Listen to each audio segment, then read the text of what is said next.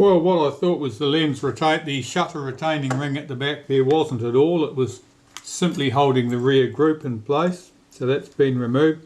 Let's remove these 3 screws.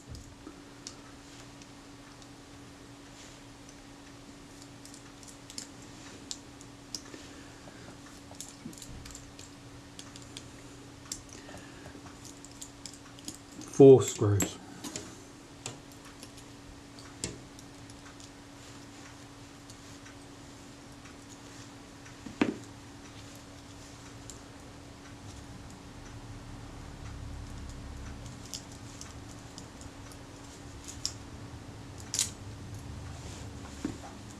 Here we have that plate off.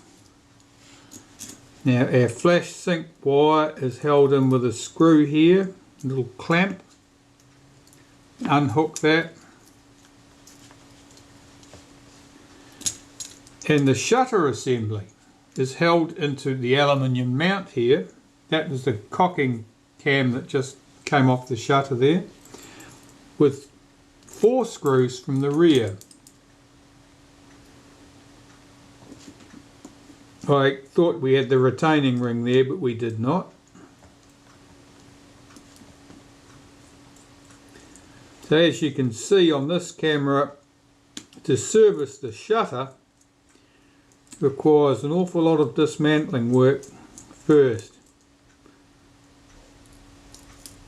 just as it does on the Retina IIS rangefinder camera, or for that matter on the Reflex S. Remove those screws and the shutter should lift off there, does it?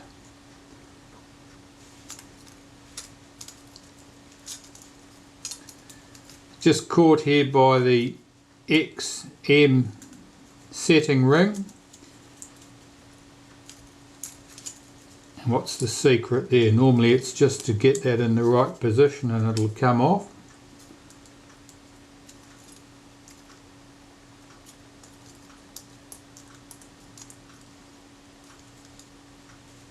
It's this cocking lever here. Oh, that's for the meter. That's the meter coupling. Here we go. I think we're in business. Here, set the self timer, and that allowed me to swing those levers out of position. And here, this assembly, the aluminium assembly here, and this ring at the front. The ring at the front's held on with 3 screws, and between them they trap this component. That's alright, that's simple, that I can deal with. I want to take that apart because it's all gritty and any grease and so forth is dried out. But our shutter looks just like any other Contour, synchro Contour shutter of the time. Very similar to the Retina 3, the shutters in the Retina 3C.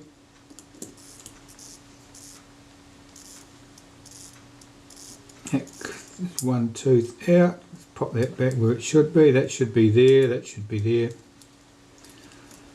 I'm just looking for complications. This tube will be where the rod comes through for the rangefinder coupling pin.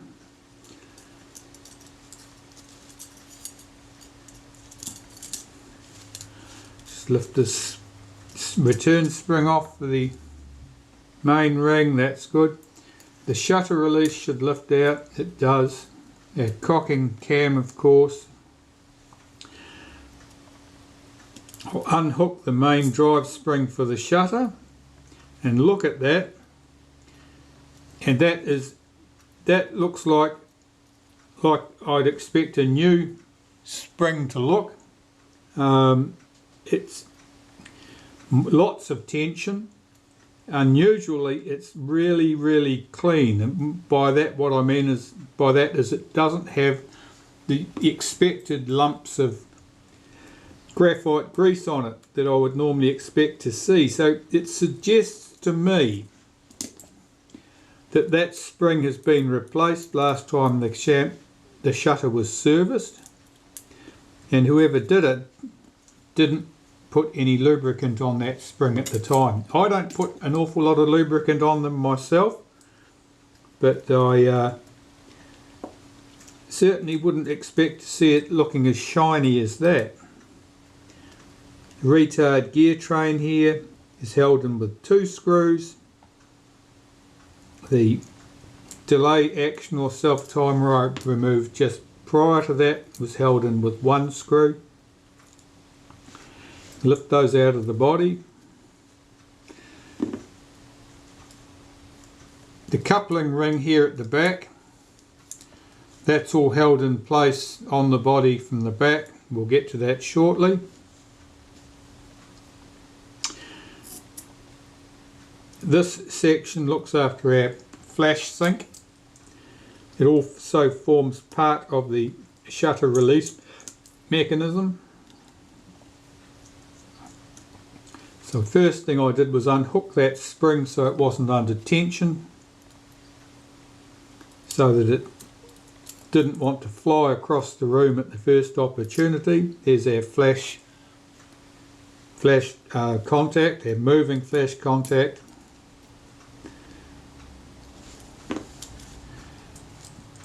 The B lever here has a spring, a combined spring with the spring for the delay action XM sync setting pin there. Right, so I've got to pull this spring up and unhook it, and I need a special pair of pliers for that.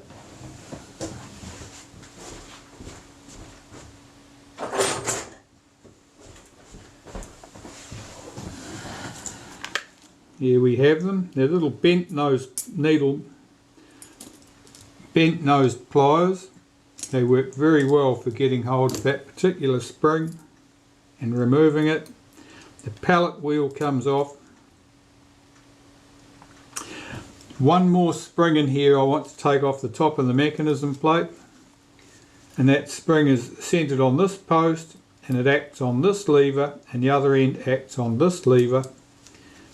It's keen to get away, so I'm holding a toothpick down on that post so that it cannot escape from the post, and unhook that spring and put that very carefully to one side because they tend to want to go away. At the back of the shutter, 3 screws hold this plate on.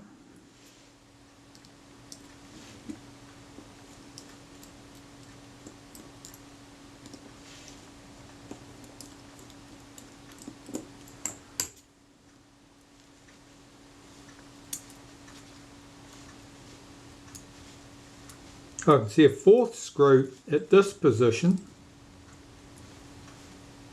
a much smaller screw almost tucked in behind that lever.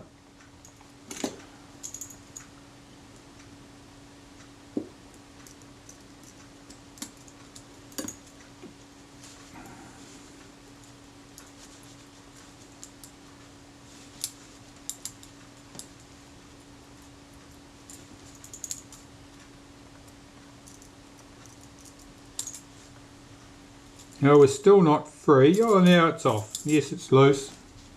That comes off. This ring comes off. Here's our aperture setting lever. This is the lever that sets the XM sync and delay action.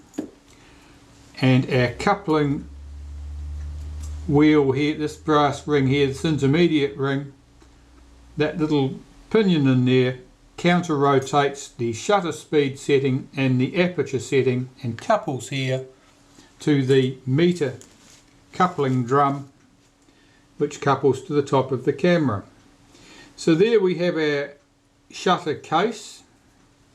It's a slightly different design to the shutter cases we're typically seeing, but basically it serves the same function.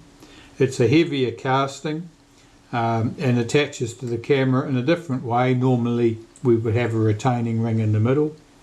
but otherwise its functions are the same. The diaphragm for the aperture settings is at the rear of the case. In between the case and the mechanism plate are our shutter blades. That is all good to go. The case and the mechanism plate will be held together with 3 screws from the back, which I can undo now.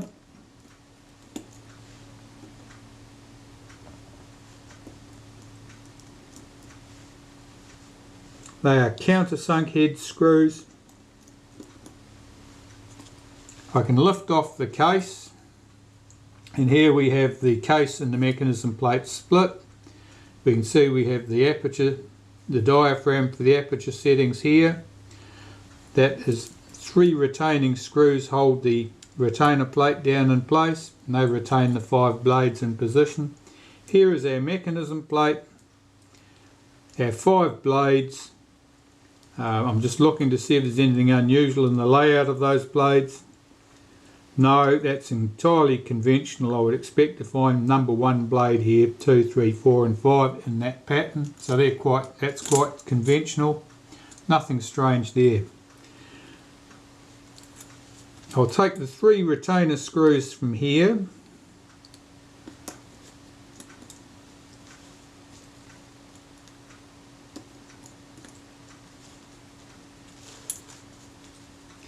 My piece of paper that I'm working on is getting a bit torn up, so I'm going to have to be very careful not to lose anything in the torn up sections of metal.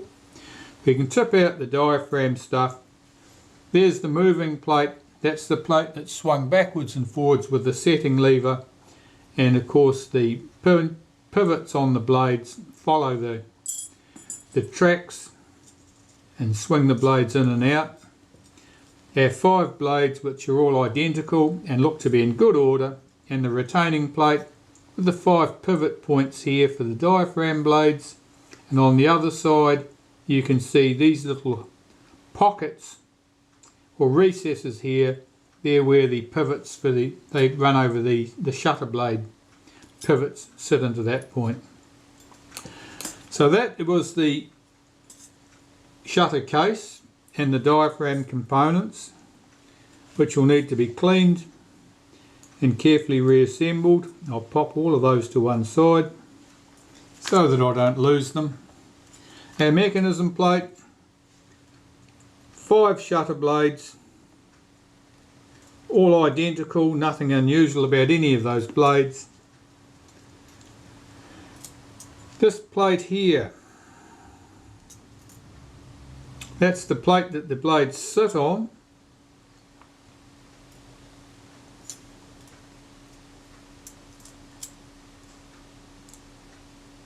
I'm not entirely clear why they chose to use that particular design. A component like this, which separates the blades from being directly mounted on here, is a bit unusual. More for the reflex shutters use that sort of system. But I would imagine Deckel was trying to standardise their componentry. This blade actuating ring here, the action of that is quite stiff. I would imagine that the lubricant on it is gone sticky. So the lens tube here is held on with 3 screws.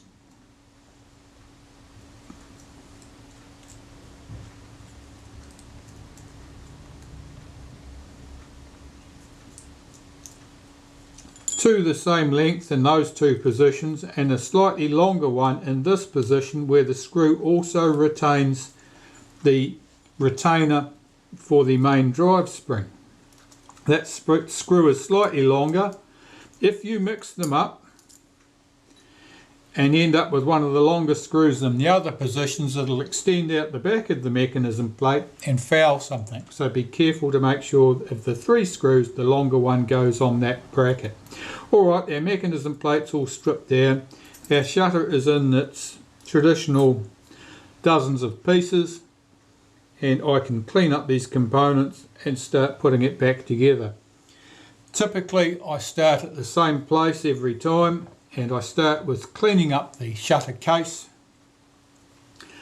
cleaning up the other diaphragm assembly stuff, and getting this rear shutter case reassembled and working, making sure that the aperture diaphragm is smooth.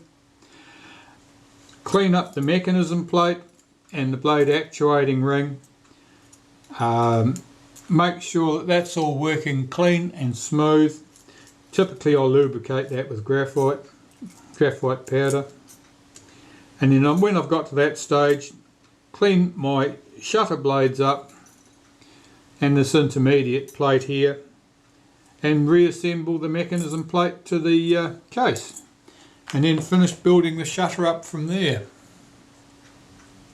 I'm about to start reassembling the shutter now. I've cleaned my components up and I'm just going to reassemble everything. So the first thing I do is reassemble the diaphragm blades for the aperture.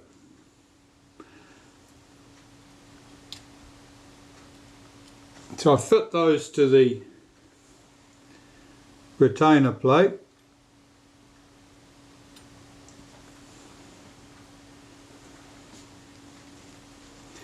Diaphragm blades, unlike shutter blades, do not just lie one on top of the other, they are interleaved.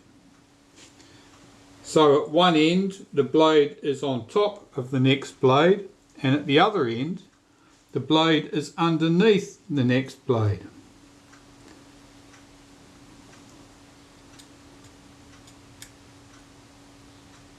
And this makes them a bit more entertaining to assemble.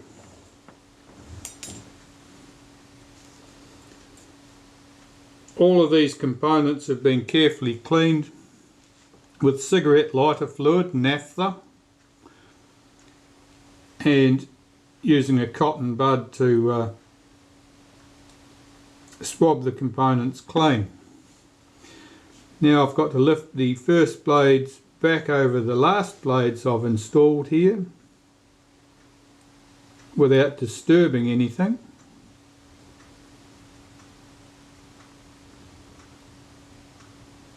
The pivots are all correctly in position. And we have the moving plate.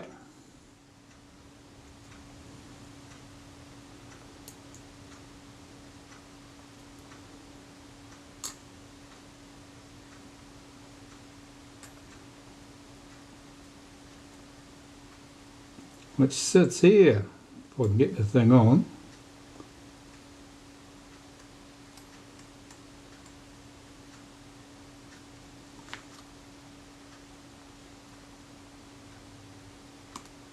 Getting that seated over all of the pivot posts, and I'm fairly confident that that's the correct alignment, and if it's not, we're soon going to find out.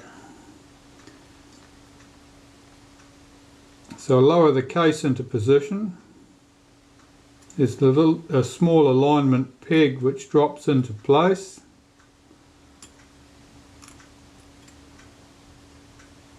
And it's not. This is incorrect.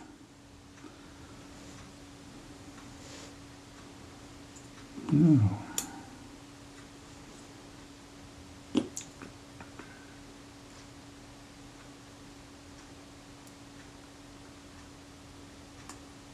I had that one position out of place.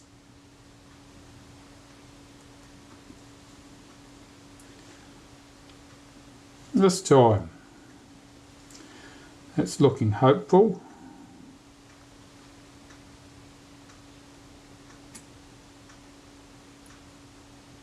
It lowers into place, so I can flip my jig over, lift off the outer part, drop it back underneath to support things. Am I drifting off camera? I am.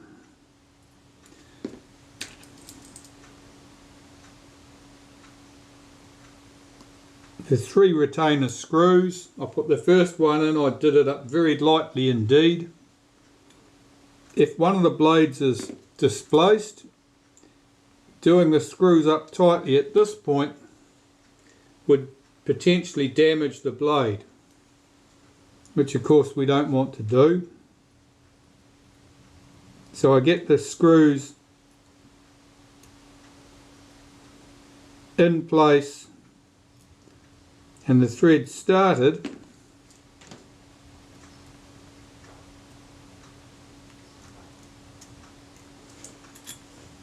and I'll take this off the jig and I'll check closely, looking to make sure that the pivots are all correctly through the plate. Those screws are done up very lightly.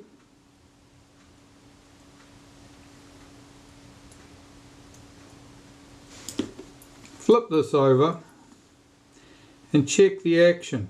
Make sure that the action is free. That's nice and smooth. Everything's moving correctly. Nip the 3 screws up carefully. Don't go mad doing these up, it's only screwing into aluminium. It will easily strip out and then you've got problems. The diaphragm there is nice and smooth. Doesn't require anything in the way of lubricant there, that's good. That part is all done. Next I need to turn my attention to the mechanism plate and assemble that. Well, cleaning these shutter blades, I've just cleaned them down with naphtha, and by holding them at an angle to the light I can inspect the surface finish of the blades, and I don't really like what I see. There's a bit of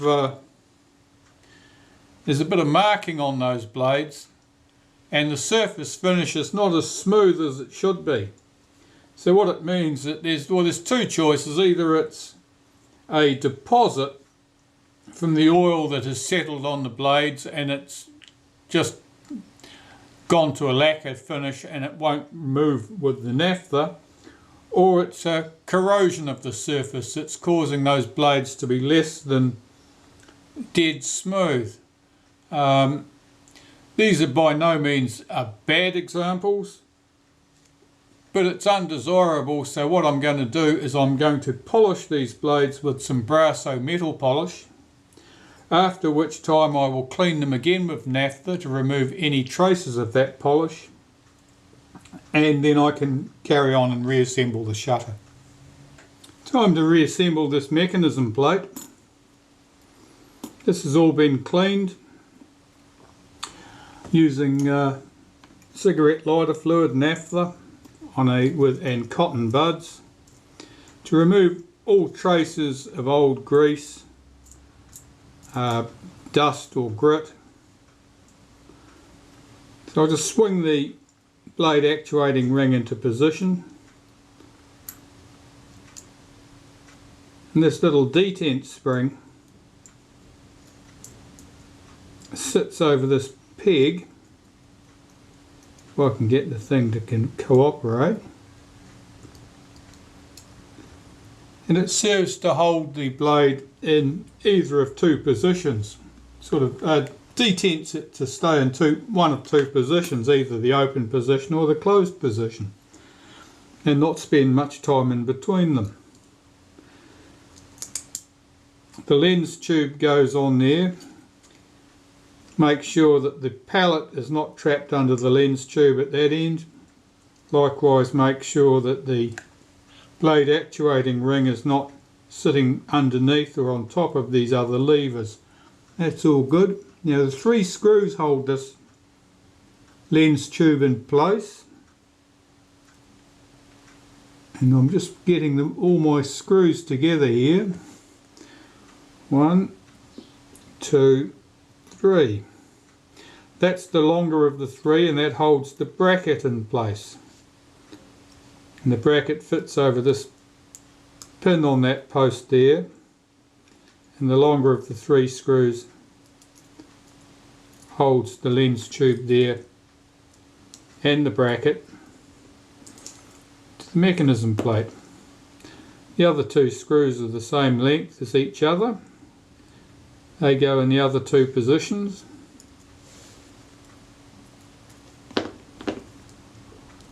Just run those screws down lightly.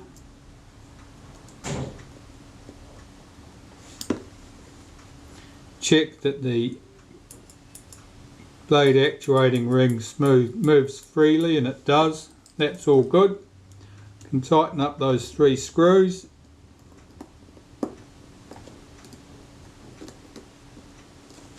If we look on the base of the mechanism plate, you can see the ends of the screws here, here and here. None of them protrude above the surface of the mechanism plate, so we know that we put the long screw in the correct position. If we put it in the wrong position, one of these would be sticking up waiting to catch on things. Now this plate holds the pivots for the blades. Not entirely sure where this sits on here, other than it sits something like that. That looks good because the cutouts match up with the holes in multiple positions there. I'd say that's the correct position.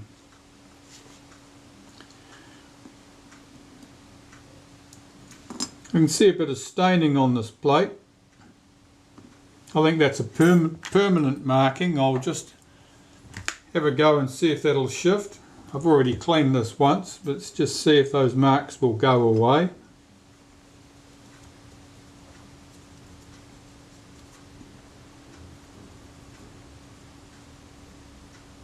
Well, some of them did.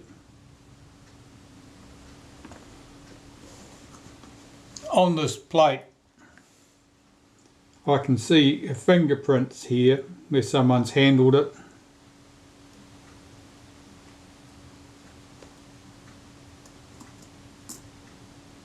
Now that's sat just there. That plate has 2 little posts or rivets which fit into notches on the mechanism plate. I'm just going to lubricate this blade actuating ring with a bit of graphite powder. I'll do that now. Right, I've just got a bit of graphite powder loose in this container because this is where I generally do this, and of course the powder tends to drop back into the container, ready for the next time I want to use it. Right, so typically I just drop some of that in place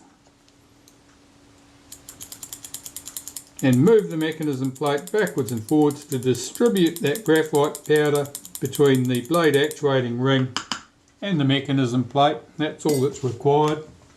I'll blow the excess graphite powder off that plate.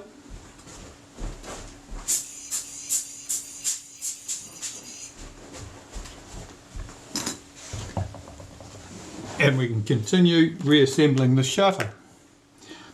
So first of all, I put the blade actuating ring, move it anti-clockwise, which puts it in the blade's open position.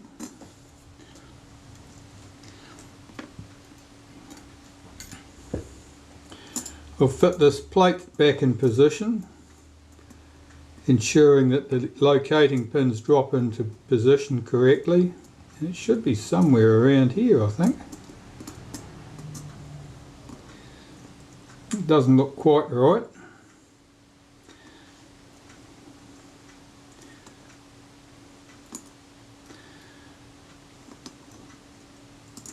Was that it? That was it. That's located correctly. And fit the shutter blades. The shutter blades have all been cleaned with Brasso metal polish and then cleaned again with naphtha to remove any contaminants from the polish. The blades are assembled anti-clockwise, starting at this position, which is where the cocking shaft comes through the shutter.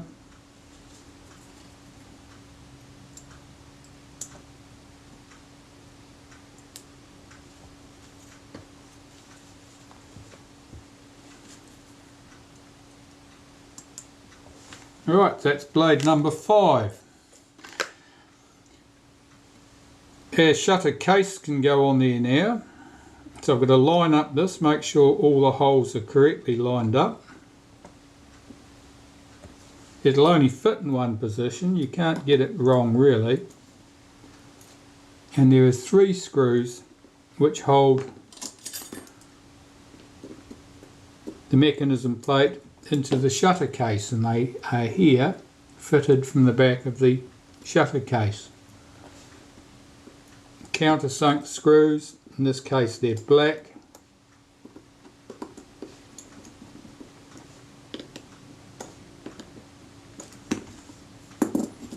Check that the blades close correctly. That looks good. They're moving smoothly and freely, that's just ideal. So that part of the job is done.